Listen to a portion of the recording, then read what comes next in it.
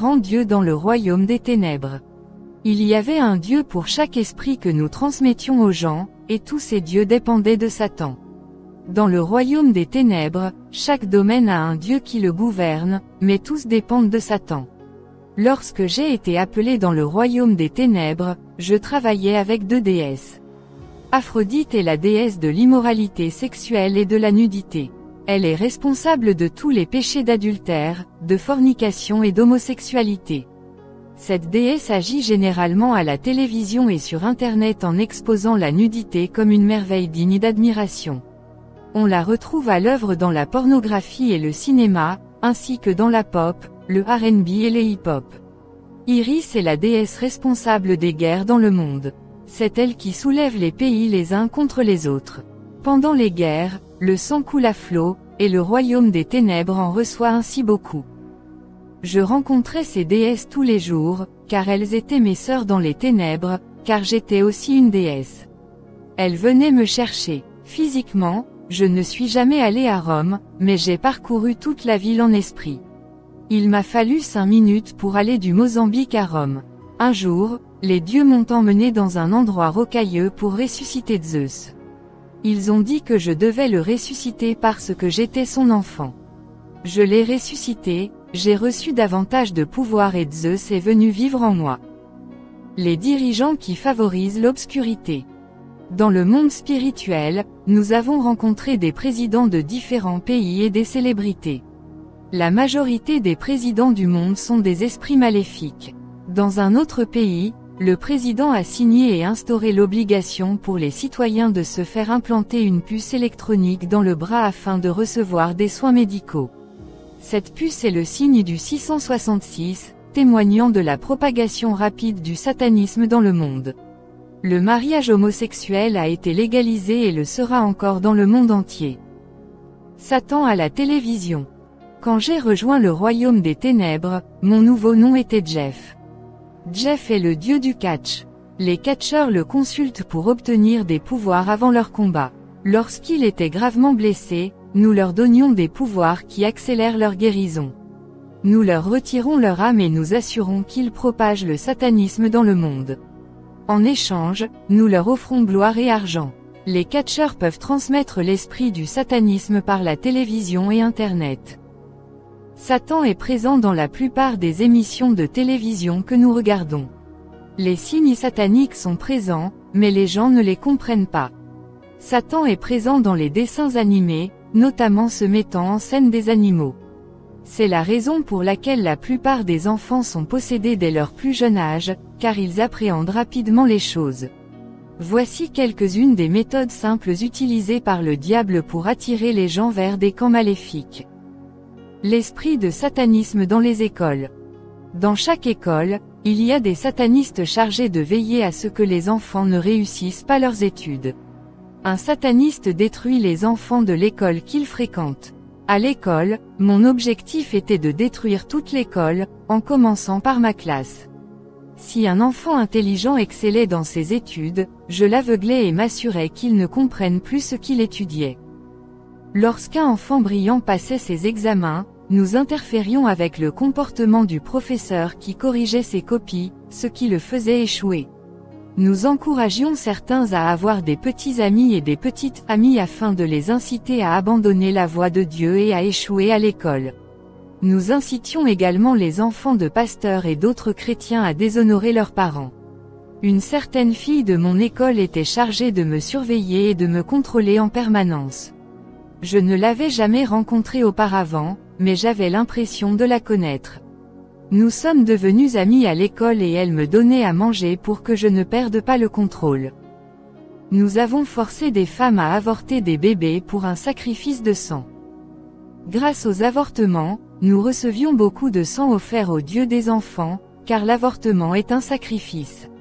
Nous recevions ce sacrifice quotidiennement, car des avortements sont pratiqués quotidiennement dans les hôpitaux et les cliniques. Des esprits se cachent derrière chaque avortement. Ces esprits sont présents même dans les établissements où ces avortements sont pratiqués. L'avortement est un péché devant Dieu, car Dieu nous considère comme des êtres humains dès l'instant où nous sommes conçus dans le ventre de notre mère. Dès qu'une femme conçoit, Dieu considère le fœtus comme un être humain à part entière. Si nous voulions qu'une femme nous donne continuellement du sang, nous lui retirions son utérus par l'esprit, et elle serait incapable de mener ses enfants à terme. Nous avions désigné des personnes pour tuer des gens et collecter du sang pour nous. Si je voulais du sang, je prenais le fœtus d'une femme enceinte de 3 mois et je l'offrais en sacrifice à une créature vivant sous la mer. Vers 6 ou 7 mois, la femme faisait une fausse couche naturelle. L'esprit rastafarien. Les dreadlocks sont des serpents spirituels. Un dieu est responsable des dreadlocks et ce dieu mange la terre et le sel, comme un serpent. Ce dieu a la forme d'un être humain, mais sa chevelure est une plantation de serpents. Le style vestimentaire Rastafari a été créé par le dieu Rastafari appelé Jah. Ils utilisent les perles des ténèbres pour rendre leurs accessoires attrayants. Le Seigneur protège les siens. En enfer, il existe une liste mondiale de vrais pasteurs de Dieu qui doivent être tués par les ténèbres, car ils causent tant de destruction au royaume des ténèbres. Une fois qu'un pasteur figure sur cette liste, les ténèbres envoient un sataniste de haut rang d'un pays étranger pour le tuer. Même à l'église Unity Fellowship, de nombreux satanistes sont envoyés pour détruire l'unité et tuer le pasteur Mukuba. Les ténèbres utilisent les accidents et la maladie pour tuer les pasteurs. La plupart des pasteurs ne conduisent pas eux-mêmes, mais ont des chauffeurs. Par conséquent, nous entrons en eux par l'intermédiaire de leurs chauffeurs et pouvons provoquer un accident, car vous constaterez que les ténèbres sont présentes chez la plupart des conducteurs. Cependant, les accidents ne garantissent pas la mort, car le Seigneur protège et combat pour les pasteurs, et il circule avec de nombreux anges gardiens. Nous avons utilisé la maladie pour détruire la plupart des pasteurs et pénétrer dans leurs familles. La plupart jeûnent beaucoup, et lorsqu'ils jeûnent, leur corps s'affaiblit et devient malade. Nous leur causions donc des ulcères et les médecins leur conseillaient de manger. Lorsqu'ils commençaient à manger, ils ne jeûnaient plus et finissaient par s'affaiblir spirituellement et leurs prières aussi. Nous avons ensuite chargé des satanistes de pénétrer en eux et de pouvoir les atteindre. La plupart des pasteurs sont forts et difficiles à détruire à cause du jeûne.